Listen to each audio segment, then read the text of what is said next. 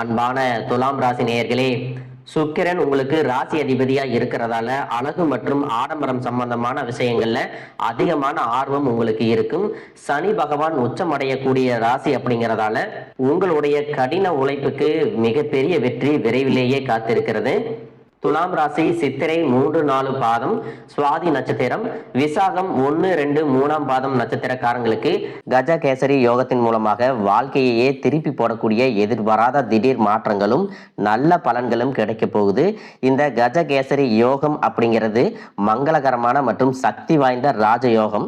இது ஜாதகத்துல குரு மற்றும் சந்திரன் கேந்திரஸ்தானமான 1, 4, 7, 10 வீடுகளில் இணைஞ்சு அல்லது ஒருத்தர் 7ஆம் பார்வையாக பார்க்கறாங்க அப்படின்னா ஜாதகருக்கு சிறப்பான பலன்களை எல்லாமே கொடுக்கும். அதிலும் முக்கியமாக பார்த்தீங்கன்னா 6, 8, 12 வீடுகளில் பாவ கிரகங்கள் இல்லாமல் இருந்தால் உங்களுக்கு செல்வம், அறிவு, தலைமை பண்பு மற்றும் நீண்ட ஆயுள கொடுக்கும். இந்த கஜம் அப்படிங்கிறது யானை, அதாவது குருவை குறிக்கும். கேசரி அப்படிங்கிறது சிங்கத்தையும், அதாவது சந்திரனை குறிக்கக்கூடியது. வலிமையான மதம் கொண்ட யானையை அடக்கக்கூடிய சிங்கத்தை போல இந்த ராஜ யோகம் ஒருவருக்கு வலிமை, தைரியம் மற்றும் செல்வாக்கு மிகுந்த ராஜ வாழ்க்கையை கொடுக்கக்கூடியது.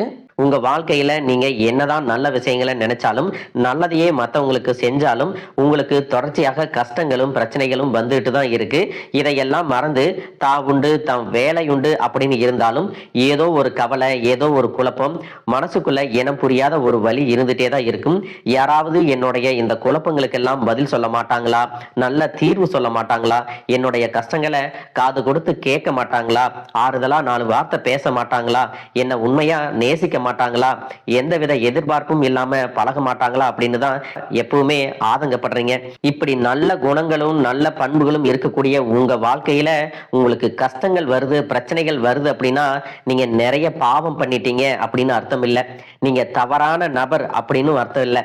இந்த வாழ்க்கை சில பாடங்களை உங்களுக்கு கத்துக் கொடுக்குது அப்படிங்கிறத நீங்க உணர்ந்துக்க வேண்டிய காலம்.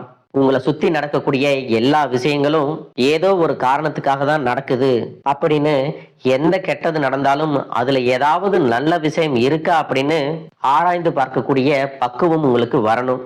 மற்றவங்களோட உதவி இல்லாம, மற்றவங்களுடைய துணை இல்லாம தனியா ஒரு விஷயத்த நீங்களாகவே ஜெயிச்சு காட்டும் போதுதான் உங்களுடைய பவர் என்னன்னு உங்களுக்கு தெரியும். உங்களால எல்லா விஷயத்தையும் கடந்து வர முடியும் அப்படிங்கிற தன்னம்பிக்கை உங்களுக்கு அதிகமா கிடைக்கும். இப்ப வரைக்கும் நீங்க ஓரளவுக்கு நல்லா இருக்கீங்க அப்படின்னா உங்ககிட்ட இருக்கக்கூடிய நல்ல எண்ணங்களும் கடவுள் மேல வச்சிருக்கிற பக்தியும் இது வரைக்கும் நீங்க செஞ்ச தர்ம காரியங்களும் தான் உங்களை காப்பாத்திட்டு இருக்கு. இதுக்கு முன்னாடி நல்ல உறவுகளா இருந்திருப்பாங்க, நண்பர்களா இருந்திருப்பாங்க. அவங்களே சில இடங்கள்ல அவங்க சுயநலத்திற்கு உங்களை பயன்படுத்திட்டு சில துரோகங்களையும் செஞ்சிருப்பாங்க. இதுவரைக்கும் இவங்க இப்படி செய்வாங்களா அப்படின்னு ஒரு கேள்விக்குறியோட இருந்த உங்களுக்கு இவங்க தான் இந்த காரியத்தை செஞ்சாங்க அப்படின்னு உறுதியான பதில் கிடைச்சிருந்திருக்கும்.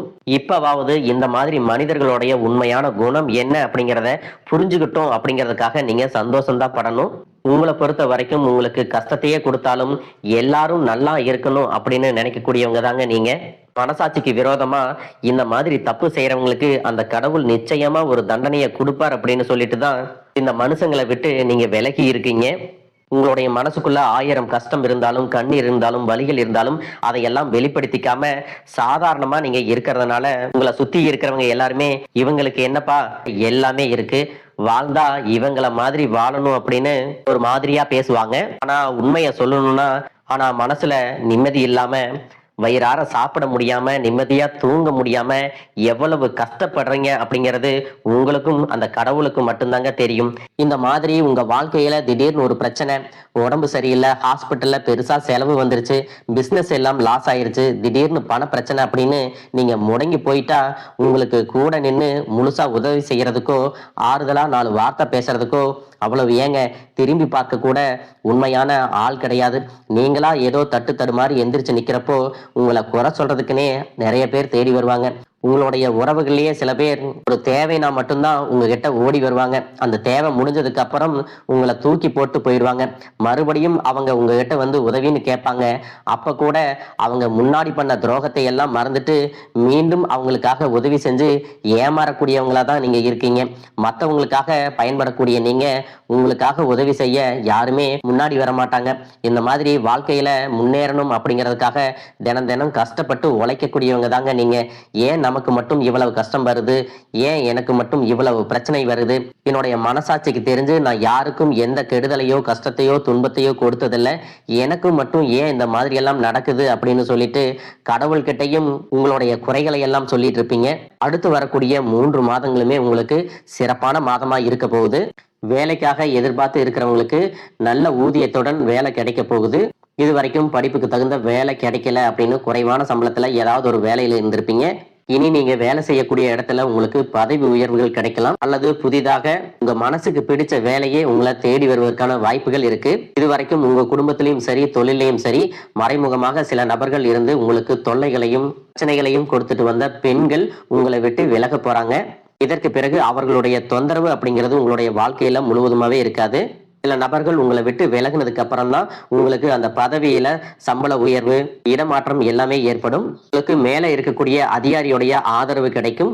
நீங்க செய்யக்கூடிய தொழில் சிறிதாக இருந்தாலும் சரி பெரிதாக இருந்தாலும் சரி அதுல பெரிதாக முன்னேற்றம் இல்லை, தொழில் வியாபாரம் மந்தமா இருக்கு அப்படிங்கிற மாதிரி ஒரு சூழ்நிலை எல்லாம் இருந்திருக்கும்.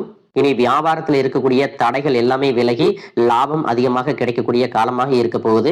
உங்களுக்கு வர வேண்டிய பணம் விரைவில் கைக்கு வந்து சேரும். குடும்பத்துல நெருக்கடிகள் விலகும், செல்வாக்கு அந்தஸ்து உயரும், வெளிநாட்டு முயற்சிகள் எல்லாமே உங்களுக்கு வெற்றியை கொடுக்கும். தெய்வ சிந்தனை அதிகமாகும் போது பெரியோர்களுடைய உதவிகள் எல்லாமே கிடைக்கும். உறவுகள் இருந்த சண்டை சச்சரவுகள் முழுவதுமாகவே விலகும். புதிய நண்பர்கள் மற்றும் வங்கிகளிடமிருந்து உங்களுக்கு நிதி உதவிகள் கிடைக்கும். பொருளாதார ரீதியாக நீங்க முன்னேறி வருவீங்க. கடந்த சில வருடங்களா பாத்தீங்கன்னா திருமணம் அப்படிங்கிறது தடைபட்டு நின்று இருக்கும். குரு பயிற்சிக்கு பிறகு உங்களுக்கு நல்ல ஒரு வாழ்க்கை துணை அமையும். உங்களை பொறுத்த வரைக்கும் நீங்க ஆண்களாக இருந்தாலும் சரி பெண்களாக இருந்தாலும் சரி நீங்க செய்யறது அரசு வேலையோ தனியார் வேலையோ கூலி வேலையோ எதுவாக இருந்தாலும் இது வரைக்கும் உங்களுடைய வருமானம் பற்றாக்குறையா இருந்திருக்கும், செலவுகள் அதிகமா இருந்திருக்கும். இனி வரக்கூடிய காலங்கள்ல உங்களுடைய சேமிப்பு அதிகமாக உயரப்போகுது. உங்களுக்கு வரக்கூடிய வருமானம் 2 மடங்கா கிடைக்க போகுது. இனி வரக்கூடிய காலகட்டங்கள்ல இது வரைக்கும் இருந்த கடன் பிரச்சனைகள் இருந்து நீங்க மீண்டு வருவீங்க. பிரிஞ்சிருந்த வாழ்க்கை துணை மீண்டும் உங்களை தேடி வருவதற்கான வாய்ப்புகள் பிரகாசமா இருக்கு. குழந்தைகள் மூலமாக உங்களுக்கு மன மகிழ்ச்சி ஏற்படும், பெருமை உண்டாகக்கூடிய தருணங்களும் அமைய போகுது. பெற்றோர்களுடைய ஆரோக்கியத்துல நீங்க அதிகமான கவனம் செலுத்தணும். நீண்ட தூர பயணங்கள் செல்வதை தவிர்த்துக்கணும். புதிதாக வீடு மற்றும் வாகனங்கள் வாங்குவதற்கான அனைத்து பொருளாதார வசதிகளும் உங்களுக்கு கிடைக்கும். பிரிந்திருந்த காதலர்கள் மீண்டும் ஒன்றாக சேர்வதற்கும் காதல் திருமணம் கைகூடி வருவதற்கான காலகட்டமாகவும் இந்த மாதம் இருக்க போகுது. நீண்ட நாட்களாக குழந்தை பாக்கியம் இல்லாதவர்களுக்கு குழந்தை பாக்கியம் கிடைக்கும். மனசுல இருக்கக்கூடிய பயம் நீங்கி தன்னம்பிக்கையும் தைரியமும் அதிகரிக்கும்.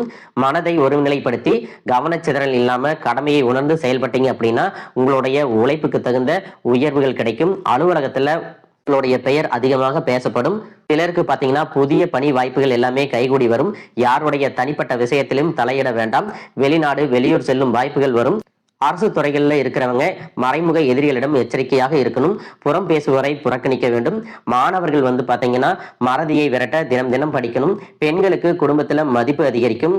உங்களிடத்துல பொருளாதாரம் சேரும் பொழுது சிற்றின்ப நாட்டம் அதிகமாக இருக்கும். உங்களுடைய சுய ஒழுக்கத்துல அதிகமான கவனம் தேவை. இதுவரைக்கும் இருந்த நெகட்டிவான எண்ணங்களை எல்லாம் விட்டுட்டு நம்ம வாழ்க்கை மாறப்போகுது அப்படின்னு நம்பிக்கையோடு எல்லா விஷயங்களையும் செய்யுங்க. நல்லதே நடக்கும். வாழ்க வளமுடன், வாழ்க பல்லாண்டு.